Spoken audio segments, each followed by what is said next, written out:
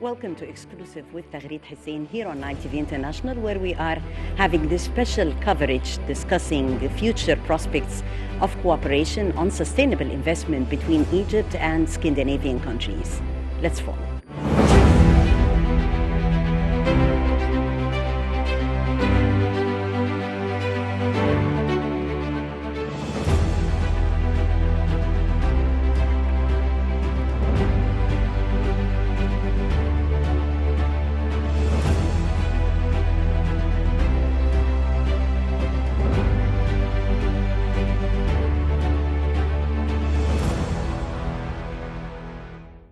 Egypt is really important.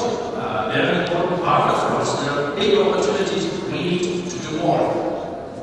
This is normal for an outgoing ambassador that you do this. But in this case, I met colleagues in the Danish Foreign Ministry in Copenhagen who said, yes, we agree. And here's the strategy. We want to go full forces on all fronts and do more with Egypt. We have not recognized enough until now how important Egypt is to Europe. Then we were a few hours very happy about this, and now I'm here to implement that strategy of deepening relations with Egypt on all fronts.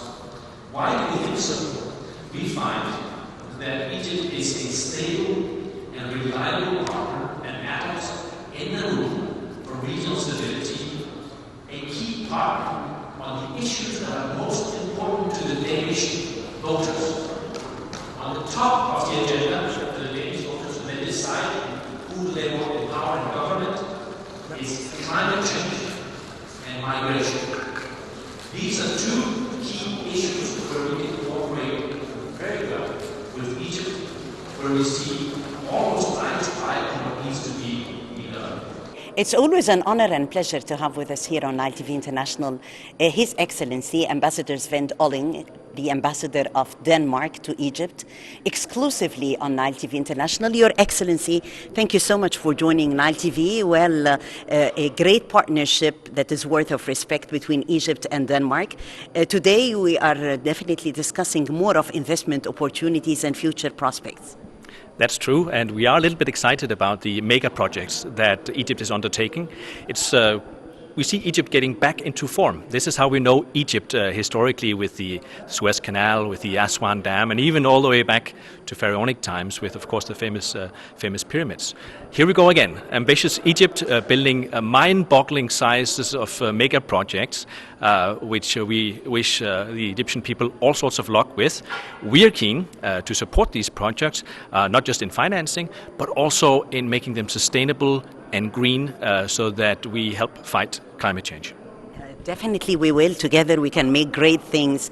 And since Your Excellency had mentioned the mega development projects under the leadership of His Excellency President Abdel Fattah al-Sisi all over Egypt, we'd like to know more about Denmark's contribution to such mega projects. How are we proceeding together?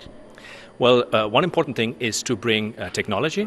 Another important thing is to bring investors. And I'm happy to say that we are providing both for many of the mega projects. When you do planning for new cities that are being built from scratch at a very ambitious and very large level, it's always important to do the right technology decisions early on. It's much more expensive if you think of it later. And one example of that would be when you need air conditioning in large cities, to do the planning early on, so you do district cooling, so a centralized cooling for a modern city rather than decentralized cooling. With that, you can be much more energy efficient, which is better for the public purse in Egypt and also better for the climate. Yes, excellent, Ambassador. Talking about more than one dimension and our sense of partnership and our sense of cooperation, we enjoy very distinctive bilateral relations, seeing eye to eye on the different issues taking place in not only regionally but also internationally. Talking, Excellency, also about our cultural deep-rooted relations, and I know that from Egypt to Copenhagen there is a great link. There is the royal family of Denmark has always enjoyed coming to Egypt. In fact, our Queen, Her Majesty Margaret II, came to Egypt all in the 1960s. In 1962, because she studied archaeology, and she has been doing work here and in Nubia and in Sudan also for the ancient finds that you can find here. But I like to note always that between Egypt and Denmark, you could look at the map and you say they're far apart, and you could look at the sizes and how much bigger Egypt is. But actually, there are some common denominators. Did you know, for instance, that of course Egypt is the oldest country in the world, but Denmark is actually the oldest kingdom in the world. So we have something there. Our population sizes are very different. We are not nearly as many people as you are in Egypt, but our economies are about the same size. We are almost in the same time zone, and on important international agendas, such as multilateral cooperation, climate change, and migration, we can cooperate because we see almost eye to eye. Yes. Talking about the investment opportunities, and I know that Your Excellency is always giving a boost to increasing the sense and volume of trade and investment opportunities between our two countries. That is true in so many fields. Of course, one important partnership for us is maritime affairs. You might know that the world's largest container ship line is Maersk, a Danish company. So a huge part of the traffic through the Suez Canal, paying fees to the Egyptian government, is Danish ships. Also, Maersk, the Danish company, is partnering with the Egyptian government in the Suez Canal container terminal, important part of the logistics, making the Suez Canal and Port Said area and all of Egypt economically competitive. We would like to do more of that and perhaps expand cooperation. More also concerning people-to-people relations. Oh yes, we need to get back to that, don't we? I mean, before being designated as ambassador to Egypt, I came here many times with my family vacationing, and the Danes love coming to Egypt for many different purposes. Of course, there's the Red Sea coast and the relaxation there, but there's also the bustling, chaotic, wonderful Cairo city and all the new parts of Cairo, and then there's the ancient Egypt. All of this, but the new thing, which I'm a little bit excited about, is ecotourism. I see these new green resorts with an emphasis on sustainability springing up, also far away from the usual spots like Siwa, in the desert places like that. I'm keen to see my countrymen discover that part also. Post-corona. Now we're in a situation where my government says don't travel abroad, but I hope that soon with the vaccinations that have started in Egypt and in Denmark, we'll get beyond that. Let's see. Yes, sure. We are looking forward to that together and exploring more opportunities. Under the leadership of President Abdel Fattah al-Sisi, Egypt has opened up to the world, providing incentive opportunities, more investment and great packages also for investors. How about the Danish investors and their interest in the potential that Egypt offers today? There are exciting opportunities. Again, for us, it's very often, if you talk about investment, the capital funds arriving with really large pocketbooks, they're mostly and most often interested in sustainability projects. They're administering perhaps pension funds on behalf of pensioners in many different European countries, and they're looking for not just any investment that will give return, but something that supports sustainability. So this is what our investors are coming for, and I'm happy to say that just a few weeks ago we hosted the world's largest sustainable transition private capital fund that came to Egypt to look at the opportunities here, and I think we'll do something with it. Yes, definitely. Your Excellency, a message from a conference that mainly tackles further investment opportunities between our both countries, and we say that the sky is always the limit. So what's next? Well, what's next? I think we're looking into getting beyond the pandemic, so we really can get business going. It's a little bit. Sometimes the embassy will be boots on the ground for our companies because they don't travel much at this time. So that's what's next, and we're eager to get to do. But I think what's next is to make sure that the mega projects of Egypt are sustainable, and we provide financing and capital and technology for that. Your Excellency, Ambassador Svend Olling, Denmark's ambassador to Egypt, thank you so much for joining Nile TV International exclusively. I wish you the best of success on this important mission. Thank you so much. Thank you very much. Good to be with you.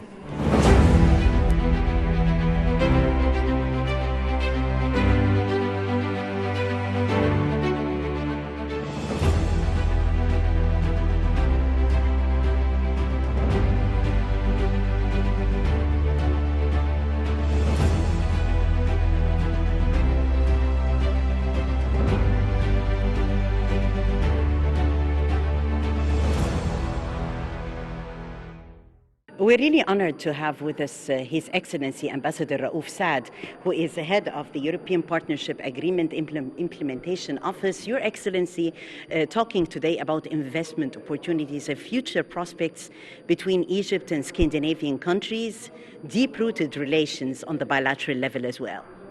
Well, first of all, thank you very much. It's a pleasure to be with Night TV. It's a long time no see, and it's my pleasure to be with you.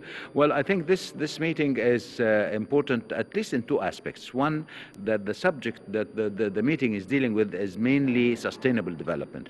The second aspect is that it is confined to the group of Scandinavian countries. On sustainable development, I think this is something, the importance of discussing the concept of sustainable development should go beyond the traditional understanding. What do we mean by sustainable development? Because it's no longer an issue for discussions, for articles, for universities. It is for a way of life. Because sustainable development, very simply, it means that, how to establish a process whereby you ensure the sustainability of the development process while preserving the natural resources. Because the natural resources are being subjected to waste, destruction by different reasons, whether by nature, whether by misconduct, wrong policies, environmental reactions. So it's very serious, because if we cannot maintain this balance under the circumstances whereby the world is heading to, then we can end up in a way that the whole development process will be subject to retreat, which we cannot afford. In this regard, I think it's very important to increase the awareness of the people, the private sector, even the government and the civil society, that there is a kind of new established global trend, which is called the green economy. And the green economy is not just to have a friendly product or a friendly behavior, but it means that that we will have to abide by certain specific criteria in order to reach to what we call neutral carbon by 2050. That means that that applies on every aspect of production and consumption, of what you eat, what you wear, what you export, what you import. And unless we move very quickly in order to restructure the production and consumption structures, then we will find ourselves lagging behind this development, and from there on you can be subjected to a real negative impact. I think it's very important at this stage, where Egypt is undertaking something. I don't think that it was registered in history before, that over the past 5 years there is a concrete effort to rebuild the country and to rebuild the Egyptian citizen, politically, economically, and socially. And we cannot continue this process with the magnitude of the results and the achievements are being attained without having this sustainability. Sustainability is because what we are doing is, if not sustained with the increasing number of population, then we are being faced by huge challenges. What the importance of the Scandinavians, that they have a very distinguished place in the area of not only sustainability and environment and energy and governance. All these are needed, but they are not either paying enough attention, or we are not giving them enough attention. So it's not a matter of only investments, but it's a matter of involvement, of having joint ventures, having cooperation, having dialogue, because they are, the difference between the Scandinavians and the other countries, they are very transparent. They know what they want, and they are very clear of what they expect, and they possess the possibilities, the resources for undertaking global cooperation, particularly with Egypt. Please note that Egypt, after the COVID, or I hope it can, after is the correct word. Yeah. Post, I hope we're post, we're not yet, but nevertheless, it proved, that was among the best governments in the world that managed the crisis and continued to achieve a positive growth rate. And the only country that has achieved and continues to achieve a positive growth rate in the Middle East, in the Mediterranean, and in Africa. This is not a matter of achievement, but it reflects the nature of development being taking place in this country, right? With the 104 million population, what we are seeing is something that we need to preserve, to sustain, and to continue.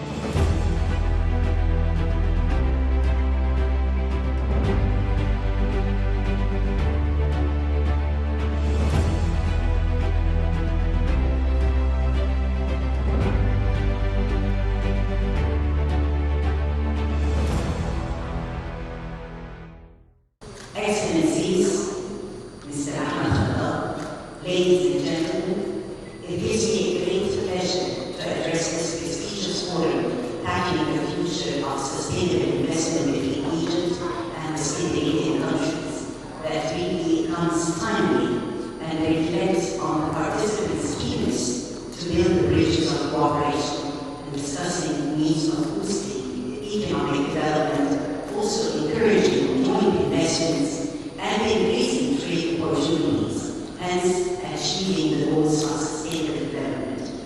Egypt, as the leading point of civilizations of ancient and also modern world, is presenting today a story of success. Egypt's achievements that has been presented with pride on ITV International comes as a result of the implementation of an ambitious program that already corrected the course of the economy, improving the investment climate through economic, through financial, and institutional reforms that resulted in an increase in economic growth rates and also increased the investment opportunities in the country, with an increase in our economic indicators that have been praised by the world institutions. I'm sure that participants here will seize this opportunity and exchange ideas and experiences in order to explore investment opportunities between Egypt and the Scandinavian countries. And ITV International is looking forward to covering this fruitful discussion and also the practical results obtained that will definitely open new horizons of cooperation. Excellencies, thank you so much, and wish you a very fruitful forum. Thank you.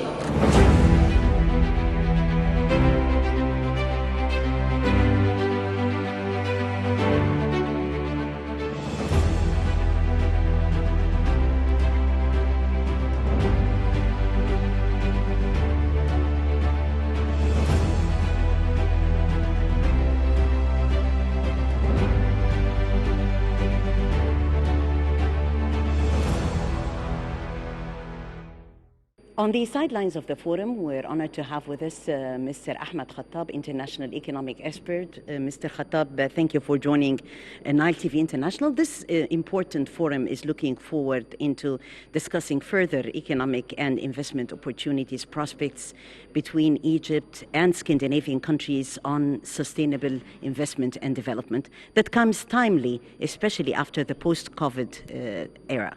Yes, today in our meeting, the future of sustainable investment between Egypt and the Scandinavian country, we will focus on the sustainable investment in all fields, sustainable investment in agriculture field, sustainable investment in green power, sustainable investment in education and higher education and research, sustainable development in healthcare. So a lot of ambassadors come from Denmark in order to discuss with us in our conference, also by attendance of a lot of Egyptian ambassadors like Ambassador of Saad and Ambassador Badr Abdel Hati and Ambassador Zuhail Hamid.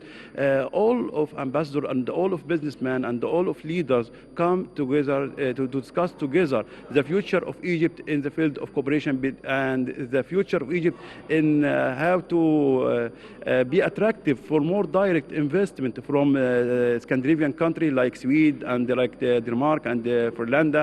And all countries know 100% Egypt is a hub market for direct investment, especially after new capital administrative city and the new Alamein city. All this city under the leadership of President Fattah el-Sisi put Egypt in a very high position, especially for the vision of Egypt 2030. So all the world, especially Europe world, want to come and invest in Egypt. Why? Because we have a lot of advantage and high profitability margin, especially in Africa and Middle East. So the world today look to the Egypt as a key country in Africa, especially Egypt is the main gate for Africa as after new Suez Canal, the corridor, and after all the direct investment is spent in new capital administration city and new Alamein city. So I think in our meeting today we will discuss a lot of files related to real estate, related to education, related to health care, related to technology, related to women empowerment also. We have a session related to women empowerment, and a lot of women from Senate and from the ministers attend and will participate in the round table today. So promise today we will discuss a lot of files related to the Egyptian citizen and all Scandinavian citizen and related to increase the size and volume of trade between Egypt and Europe. Great to hear that. And while talking to His Excellency, the Ambassador of Denmark, he talked to me about the investment opportunities, especially talking about Egypt and Denmark vis-a-vis increasing the volume of trade between both countries and more. So great that the forum came timely in order to address this, especially after the post-COVID era.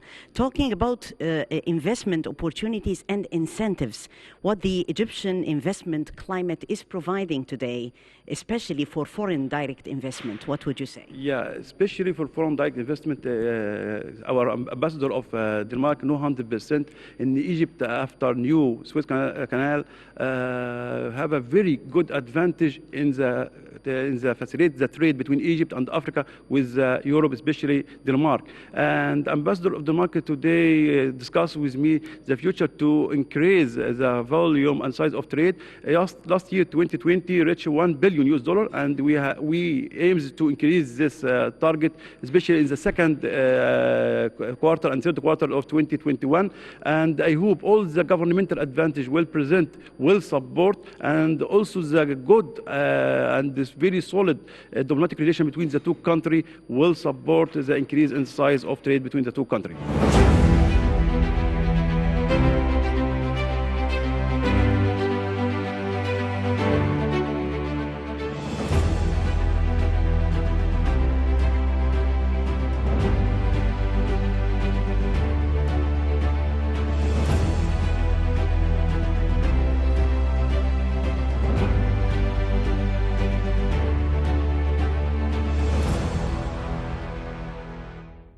That was exclusive with Taghreed Hussein here on Nile TV International, discussing future prospects of investment and economic cooperation between Egypt and the world. Egypt opens up to the world.